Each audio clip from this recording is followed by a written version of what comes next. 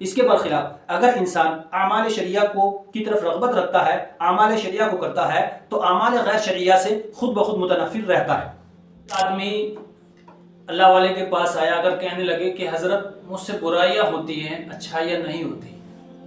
ہمیشہ برائیوں میں رہتا ہوں، کیا کروں؟ فرمایا کہ اچھائیاں شروع کر دو، برائیاں خود بخود چلی جائیں گی۔ اور فرمایا کہ یہ میں نہیں کہہ رہا ہوں بلکہ قرآن کہتا ہے۔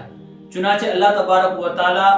سورہ ہود آیت نمبر 114 میں فرماتے ہیں ان الحسنات یذہبن السیئات، کہ اچھائیاں برائیوں کو ختم کر دیتی ہیں۔ یعنی آپ اچھائیاں شروع کر دو، برائیاں خود بخود ختم ہوتی چلی جائیں گی آپ کی۔ چنانچہ اس سلسلے میں علامہ ابن تیمیہ رحمۃ اللہ علیہ کا ایک عربی کا اقتباس ہے۔ چنانچہ علامہ ابن تیمیہ لکھتے ہیں کہ انسانی جسم کی یہ خاصیت ہے کہ جب اسے بھوک لگتی ہے تو جب اسے اس کی ضرورت کے مطابق کھانا مل جاتا ہے تو دیگر کھانوں سے اسے رغبت ختم ہو جاتی ہے، اور اگر وہ دوسرا کھانا کھائے بھی تو اس سے اس میں کراہت محسوس ہوتی ہے، اور اگر کھا بھی لیا تو اس کے جسم کو نقصان دے سکتا ہے، اسے بسا اوقات اس سے پریشانی ہو جاتی ہے، الٹی دست وغیرہ لگنے لگتے ہیں۔ تو انسانی جسم کی بقا اسی میں ہے کہ اسے اس کی ضرورت کے مطابق جب کھانا ملتا ہے تو وہ دوسری چیزوں سے خود بخود بے رغبت بے نیاز ہو جاتا ہے۔ فرماتے ہیں کہ یہی اصول انسان کی روحانی اور فکری زندگی پر لاگو ہوتا ہے کہ بیک وقت دو متضاد چیزیں دل میں نہیں سما سکتی، کہ جیسا کہ ایک مکان میں ایک ہی چیز سما سکتی ہے، دو چیزیں نہیں، اسی طرح سے ایک دل میں ایک ہی چیز رہ سکتی ہے، دو چیزیں نہیں۔ ایک خالی بوتل، مثال کے طور پر یہ خالی بوتل ہے، تو اس خالی بوتل میں بیک وقت ایک ہی چیز یعنی یا تو ہوا رہ سکتی ہے یا پھر پانی اور دیگر کوئی مائع چیز۔ اگر اس میں دیکھنے میں تو یہ بوتل خالی ہے لیکن یہ خالی نہیں، سائنس کے مطابق اس میں ہوا ہے۔ چنانچہ آپ اس بوتل کو آپ اگر پانی میں ڈالیں گے تو یہ پانی میں ڈوبے گی نہیں، کیونکہ اس کے اندر ہوا ہے، اور آپ کو پتا ہے کہ ہوا کا مقام پانی سے اوپر ہے، تو پانی سے اوپر رہنے کی وجہ سے یہ بوتل بھی اوپر رہے گی۔ لیکن آپ اس بوتل کو آپ ذرا ہلکے سے اس میں ایسے ڈالیے تو پہلے ہوا اس میں سے باہر ہو جائے گی آواز کر کے، پھر وہ کیا نام اس میں پانی چلا جائے گا۔ ایک اور وضاحت سے آپ سمجھیے کہ آپ نے ہندی کی بکس ہوتی تھی، اس میں آپ نے پڑھا ہوگا کہ ایک کوے کو پیاس لگی تو اس نے ایک مٹکا دیکھا تو اس میں تھوڑا پانی تھا، وہ اس میں پانی پینا چاہا، جب پانی پینا چاہا تو اس کا منہ وہاں تک نہیں گیا تو وہ پریشان ہوا۔ اس نے آس پاس میں دیکھا، کنکریاں نظر آئی تو اس کوے نے ان کنکریوں کو اٹھایا اور اس مٹکے میں جس میں پانی تھا نیچے اس کی تلی میں، اس میں ڈالنا شروع کیا۔ تو یہ ہوا کہ جیسے اس میں کنکریاں ڈالتا رہا تو پانی اوپر آتا رہا، یہاں تک کہ وہ پانی اس کے بالکل اوپر آ گیا اور کوے نے پانی پیا اور پیاس بجھا دی۔ جیسے آپ اس مثال میں دیکھ رہے ہیں کہ چونکہ پتھر اور مٹی کا مقام پانی سے نیچے ہے تو وہ نیچے، تو پانی اوپر آ گیا، تو پانی اوپر آ گیا تو کوے نے پی لیا۔ تو جب آپ یہ مثال سمجھے تو اسی طرح سے آپ سمجھیے کہ انسانی جسم انسانی قلب کی ہے، دل کی ہے، کہ جب اس میں کوئی چیز ایک مرتبہ ایک چیز آ جاتی ہے تو دوسری چیز کا خیال باقی نہیں رہتا، دوسری چیز اس کو نہیں آتی ہے۔ چنانچہ اللہ تبارک و تعالی نے بھی سورہ احزاب میں اس کی وضاحت کی ہے، ہمیں فرماتے ہیں ما جعل اللہ لرجل من قلبین فی جوفی، کہ ہم نے کسی انسان کے اندر دو دل نہیں بنائے کہ اس کے سینے میں دو دل ہیں، کہ ایک دل میں اس کو اچھائی آتی ہے اور ایک دل میں اس کو برائی آتی ہے، نہیں، دل ایک ہے، اسی دل میں اس کو اچھائی کا بھی خیال آتا ہے اور برائی کا بھی آتا ہے۔ وَهَدَيْنَاهُ النَّجْدَيْنِ، ہم نے اس کو دونوں چیزوں کی رہنمائی کر دی ہے، ہم نے اس کو شر بھی بتایا خیر بھی بتایا۔ تو انسان کے دل میں ایک چیز آتی ہے، تو جب ایک چیز آتی ہے تو دوسری چیز اس کے دل سے خود بخود چلی جاتی ہے۔ اسی نقطے کی طرف اشارہ کرتے ہوئے علامہ ابن تیمیہ فرماتے ہیں کہ اگر کسی انسان کی غیر شرعی اعمال کی طرف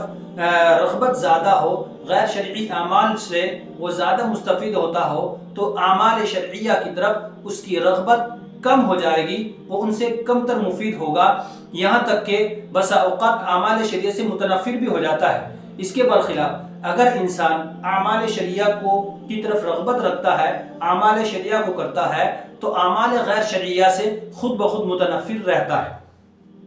چنانچہ مزید لکھتے ہیں کہ اگر کوئی انسان گانوں، نغموں اور قصائد کی طرف رغبت رکھتا ہے تو اس کے دل میں یہی چیزیں رہتی ہیں، تو آہستہ آہستہ قرآن کی تلاوت، قرآن کی سماعت سے اس کا دل بے رغبت ہونے لگتا ہے، یہاں تک کہ متنفر ہو جاتا ہے، کیونکہ اس کی قوت حس انہی چیزوں کی عادی ہو چکی ہے اور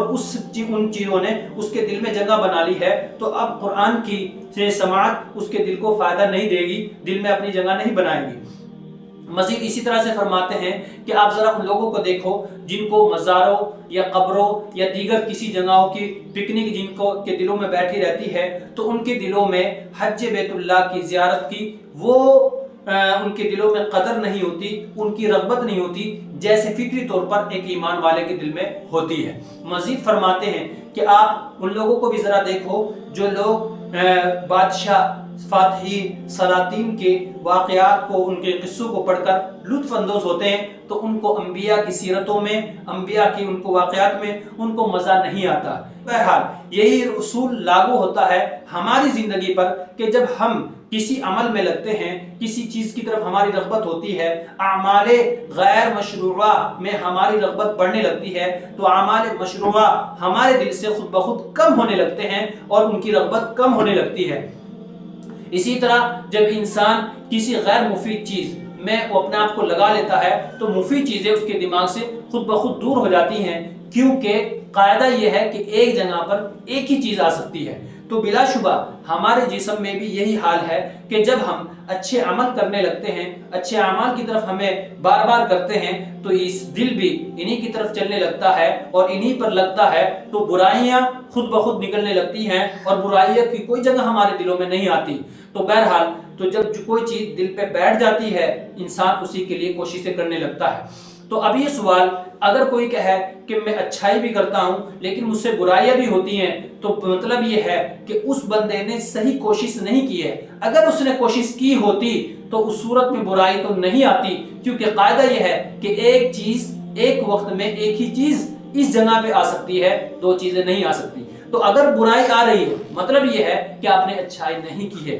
اگر اچھائی کی ہوگی تو برائی کبھی بھی نہیں آئے گی۔ بہرحال کہ جب کوئی چیز دل میں بس جاتی ہے تو لوگ اسی کے لیے کوششیں کرنے، تو جسم بھی اس پر کام کرنے لگتا ہے۔ اگر ہم چاہتے ہیں کہ ایمان، تقوی، سنت سے ہمارا دل لبریز ہو تو ہمیں غیر ضروری چیزوں کو اپنے دل سے نکالنا پڑے گا، کیونکہ اگر ہم غیر ضروری چیزوں کو اپنے دلوں میں جگہ دیں گے تو اس صورت میں یہ ایمان، تقوی ہمارے دلوں میں نہیں آئے گا۔ تو جو لوگ حرام میں لگے رہتے ہیں ان کو حلال میں مزہ نہیں آتا، جو لوگ حرام کو ترجیح دیتے ہیں تو ان کو حلال کو ترجیح نہیں دیں گے۔ چاہتے ہیں کہ ہمارے دلوں میں ایمان، تقوی، عمل صالح گھر کر جائے تو ہمیں اس پر کام کرنا پڑے گا، اس حکمت عملی پر عمل کرنا پڑے گا۔ یہی اصول دین و دنیا پر لاگو ہوتا ہے کہ جو چیز دل میں جگہ بنا لے وہی انسان کی ترجیح بن جاتی ہے۔ تو ہمیں چاہیے کہ اعمال صالحہ کو اپنی ترجیح، اپنی پرائرٹی بنا لیں، تب جا کر ہم اعمال بد سے، اعمال قبیحہ سے ہم بچ سکتے ہیں۔ السلام علیکم۔